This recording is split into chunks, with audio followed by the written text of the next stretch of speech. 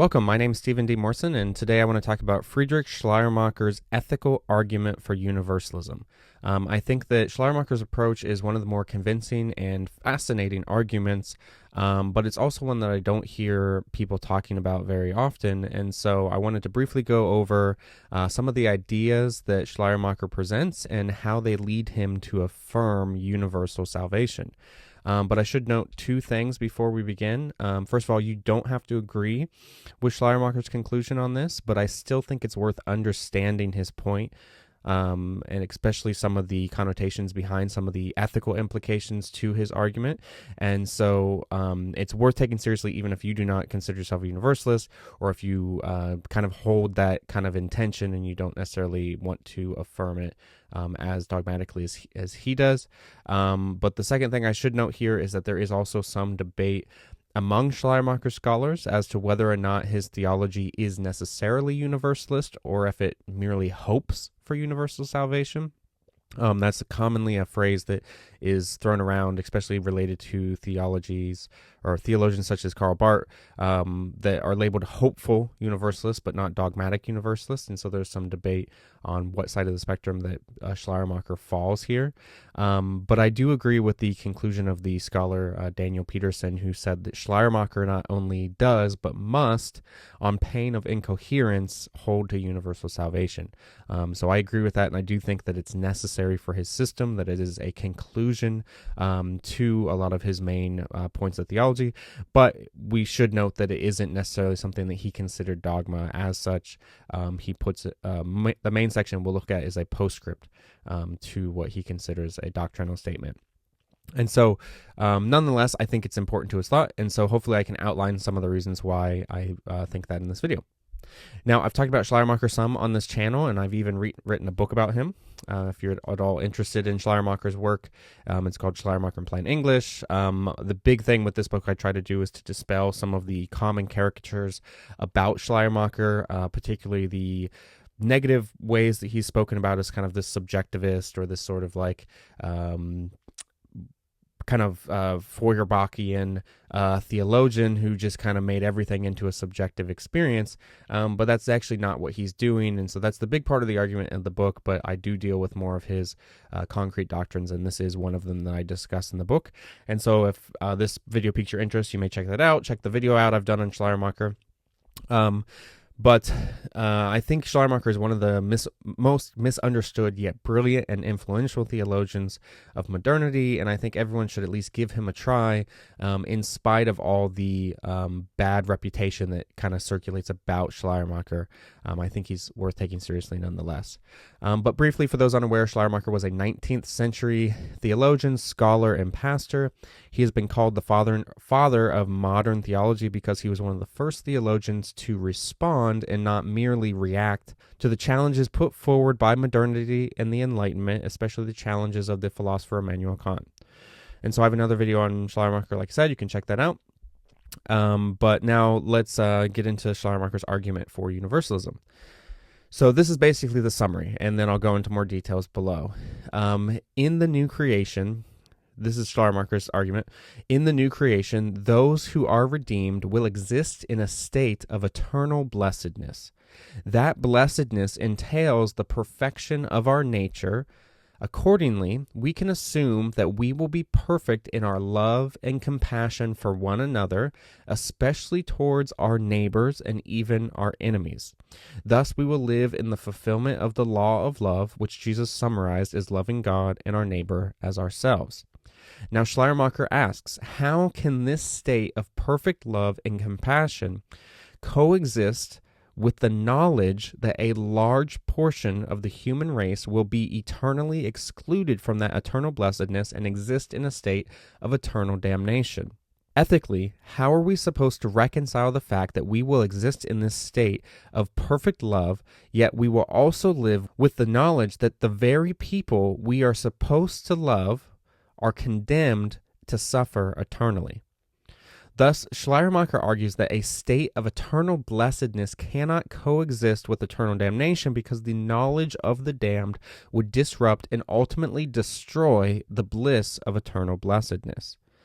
Now, an important aspect, so that's the summary of basically the points, and I'll go into more detail here. An important aspect of this is Schleiermacher's concept of human nature, which is highly communal. To be a human for Schleiermacher is to live in community. Our very identity is connected with the people whom we know and we love and who love us and who know us. And so if you think about it, this idea that we have kind of in the Western world that we are just autonomous individuals, that we're all islands that just happen to be around one another, is completely false. And so this idea of individualism is, for Schleiermacher, one of the greatest dangers to Christian faith.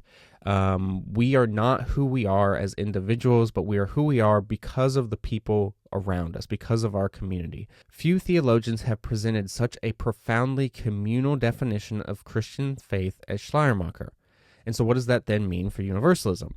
Schleiermacher argues that the bliss of redemption, which he calls the state of eternal blessedness, cannot coexist with the consciousness that some part of the human race, of the human community, will be forever excluded from that state of blessedness. That is because who we are as human beings is intimately connected with our relationships with other people. And if a state of eternal blessedness is to persist, then it cannot exist with the knowledge that a large part of the human community will remain excluded from that bliss. And so this individualistic understanding of salvation is what he wholly rejects as unscientific. It does not fit within what we are as human beings and what it means to be human. We are not islands. No man is an island, as the phrase goes. And so this idea that we imagine our eschatology and our salvation in terms of purely individualistic salvation is the root of this ethical argument. How do we reconcile our salvation if we are saved not as individuals alone, but as individuals who are not even individuals apart from our community? We are not ourselves apart from our community. And so to imagine the salvation that exists just as an individual apart from the people whom we love and who love us is to think of a human being incorrectly. And so we apply an incorrect anthropology to our eschatology, and that's at the heart of this issue. And so if salvation is a state of blessedness in which we are no longer estranged from God, from ourselves, or from one another, then salvation is also the perfection of our nature as loving and compassionate people. And so that perfect state cannot coexist with the knowledge that our friends and our community and the people that make us who we are will be eternally tortured and damned forever. And so with that knowledge is kind of the big question. If we have this knowledge, what do we do with it? If we presuppose that in this state of eternal blessedness, we will know the fact of the damned, there are three approaches to kind of overcome this tension here. The first one is that we could suppose that God will just wipe away our memories of those people who are going to be eternally damned. And so in that case, really, we're giving part of ourselves away, and so would it truly be us that actually makes it into eternal blessedness in that case? Because who are we apart from the people that we know and we love and who know us and love us? And so it's quite cruel to imagine that the solution to this problem is just God will erase our memory of people we love and people who love us. And so that option doesn't work. The second option to do with this knowledge is that in some way, the knowledge of those who are suffering can be a joy to us. This was a possibility that was proposed by some in the early church, and they even went so far to suggest that the tormented cries of the damned would be like sweet music to the ears of those being saved.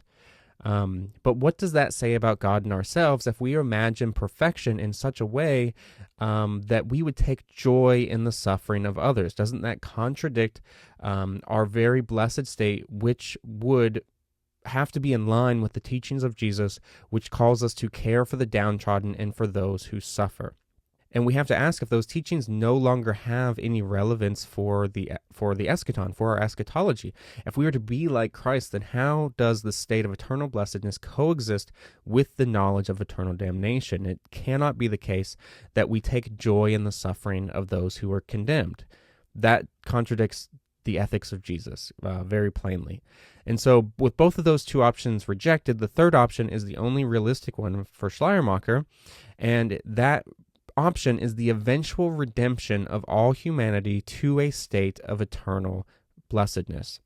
And that is why Schleiermacher thinks eternal blessedness and damnation cannot coexist. And he clarifies that one must be temporary in order for the other to be truly eternal. And so I'll read a long quote here that explains some of this in Schleiermacher's own words. He writes, "If we now consider eternal damnation in its relation to eternal blessedness, it is easy to see that if eternal damnation exists, eternal blessedness cannot continue to exist. That is to say, even if the two domains were totally separate externally, such an elevated state of the blessed, already regarded in itself, could not be conjoined with complete ignorance of others' lack of blessedness, even less so if that very separation were to be simply the result of a general judgment at which the two sides were present, that is, in which each side would also be aware of the other. If we accordingly apply to the blessed some knowledge regarding the condition of the damned, this knowledge cannot be imagined to be devoid of any feeling for them. This is so, for if the perfecting of our nature is not to have retrogressed, this feeling must embrace the entire human race, and feeling for the damned must needs disturb the state of blessedness. All the more so in that, unlike every similar feeling in this life, it would not be tempered by hope. Feeling the plight of others also cannot be removed from that experience of beholding God. There are great difficulties in trying to envisage that the eventual outcome of redemption would be such that thereby some would have a share in supreme blessedness, but others, and indeed, according to the conventional notion, the largest portion of the human race, would be irretrievably lost in a state lacking blessedness. Hence, we surely ought, at the very least, to grant equal right to that more moderate outlook of which there are also some traces in Scripture, namely, that by the power of redemption a general restoration of all human souls would eventually occur." Now, I think there's something profoundly moving about this argument that we should pay attention to. This approach connects our eschatology and the teachings of Christ to love our neighbor and even our enemies. It connects eschatology with ethics. And so we have not often applied the teachings of Christ to how we then think about heaven and hell. And in many regards, the doctrine of an eternal damnation actively encourages us to hate our enemies, because we then can prop up this sense that God too has enemies, that God will torture forever. So how then is the doctrine of eternal damnation not also a twisted kind of justification for hating our own enemies? Because if God hates them too, then we have no reason to love them. And all of this ultimately contradicts Jesus' teachings about the love we owe to one another, and the love that we owe to the least of these, and to those who suffer, to those beaten on the highways and byways. That's the core teaching of Jesus, and this concept of eternal damnation contradicts it. And so in a political sense, hell has often been used to justify condemning the other instead of following the way of Jesus, which is the way of the cross, and most of all, it is the way of loving our enemies even to the point of death. A kind of Christian nationalism exists where Muslims and even Jews are considered outside of the elect of God, and therefore we excuse ourselves from loving them, which can only foster all sorts of nasty Islamophobia and anti-Semitism. So we can directly trace this idea that God has enemies that God will torture forever with how we act ethically and politically towards people we consider outside of the fold. And so when God hates the same people that we hate, we have to ask ourselves if we have not made God in our own image. The gospel is not a challenge to us because it teaches us to exclude others and hate our enemies. The gospel is a challenge because it calls us to love our enemies. But if our eschatology ultimately proclaims that our enemies will burn in hell forever, then we will inevitably open the door to hating and rejecting those Christ has called us to love. Schleiermacher's approach here is intimately connected with ethics, but it is also profoundly in tune with the communal feeling that is central to our nature as human beings. We are social creatures. I like how Schleiermacher says that the lack of feeling for the plight of those who suffer would not be a sign of blessedness or perfection, but a sign of retrogression in our nature. It is incompatible with a state of eternal blessedness that we would be less compassionate. Instead, whatever our redeemed state will be, it must be one in which we are more fully aligned with the love of Jesus Christ for all people, directed even and especially towards our enemies. Now, that's Schleiermacher's argument, but before we conclude, there are two more important points to bring up here about Schleiermacher in this argument. The first is that we need to talk about Schleiermacher's doctrine of election briefly, because that gives some context to this. And then second, we should discuss and address, I think, what's probably the burning question a lot of people might have, which is what do we do with the witness of Scripture on these questions? And so first we'll talk about election. Schleiermacher's doctrine of election, I've done other videos on it, but it revises Calvin's doctrine in a very interesting way. In brief, Schleiermacher holds that there is a kind of double predestination in which the elect are elected eternally, but he does not hold that the reprobate are also rejected eternally. In other words, the reprobate are rejected for the sake of their eventual election. And so a rejection is temporal, while election is the one eternal decree of God. And so in time, there is reprobation, but in the eternal sense, in the ultimate sense, all are elected eternally. And so there is a lot more nuance to that, but it could be argued that Schleiermacher's approach is actually quite a bit closer to the biblical text than Calvin's kind of speculative approach about eternal reprobation. The story of Jacob and Esau that Paul uses in Romans 9 is a very good example here. Esau is lifted up as a reprobate who God rejected, and Jacob as the one God loved. But that was not the end of the story, and we often miss this. A good Jew would have known that the story goes on, and Paul certainly knew that the story did not end with Esau's rejection. Jacob and Esau eventually meet each other later in life after Jacob had tricked Esau out of his birthright. In Exodus 33, there is a very moving account of their reconciliation. Jacob was initially nervous to meet with Esau, but then that we read in verse 4, Esau ran to meet Jacob and embraced him. He threw his arms around his neck and kissed him, and they wept. And so it's this moving account of reconciliation that happens many years later between these two brothers, one that supposedly was elected and the other that was rejected. But then notice something really interesting that Jacob says a few verses later. He tells Esau in verses 10 and 11, "For to see your face is like seeing the face of God, now that you have received me favorably. Please accept the present which was brought to you, for God has been gracious to me, and I have all I need." And so it's this beautiful moment in which the elect Jacob embraces Esau, and he says in this startling statement that seeing Esau is like seeing the face of God. Now, this is what Paul then makes a points to in Romans 9, but I think when we abstract Romans 9 from the actual Jewish and the Hebraic story of Jacob and Esau, we turn it into just caricatures of itself, where Jacob is this eternally elected one and Esau is this eternally rejected one. But the story goes on and continues to their reconciliation and to this startling proclamation that Esau appears to Jacob like the face of God. And so this is often lifted up as the pinnacle of biblical election, but actually I think it verifies not Calvin's doctrine, but Schleiermacher's, because it emphasizes that election may actually be temporal, and it may work for the eventual election of both, because Jacob is then able to become a blessing for Esau. And so the rejected are not rejected forever, and that is Schleiermacher's point in his doctrine of election. And so the rejected are always rejected for the sake of eventual election. And to some extent, that's Paul's conclusion too in Romans 11 when he concludes that all of Israel will be saved.